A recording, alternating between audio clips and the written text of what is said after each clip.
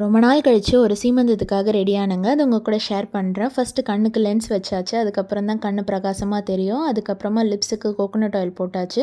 அடுத்து நான் டெர்மாக்கோ ரேஞ்சில தான் என்னோட ஆக்னேக்கும், ஆயிலி ஸ்கின்னுக்கும் வந்து சாலிசிலிக் ஆசிட் ரேஞ்சில தான் யூஸ் பண்றேன். ஃபேஸ் வாஷ், அதுக்கப்புறம் சீரம், மாய்ஸ்சரைசர், சன்ஸ்க்ரீன். அதுக்கப்புறமா வந்துட்டு கலர் பாரில் வந்து வார்ம் பேஜ் அப்படின்ற ஷேட்லேருந்து ஃபவுண்டேஷன் எடுத்து அப்ளை பண்ணிட்டேன். அப்புறம் பவுடர் வச்சு செட் பண்ணிட்டேன். அதுக்கப்புறமா ஐ ஷேடோ போட்டாச்சு. ஹைலைட்டரும் போட்டாச்சு. ஐ வச்சுக்கிட்டேன். கலோசல் காஜல் தான். அதுக்கப்புறமா ஐலைனர் போட்டாச்சு. அதுக்கப்புறமா வந்து பொட்டு வச்சு ஹேர் ஸ்டைல் பண்ண ஆரம்பிச்சிட்டேங்க. ரொம்ப நாள் ஆச்சு ரெடியாகி. செயின் செட் தான் போட்டேன். அதுக்கப்புறமா அதுக்கு மேட்சிங் இயரிங்ஸ், அதுக்கப்புறம் வளையல் போட்டாச்சு.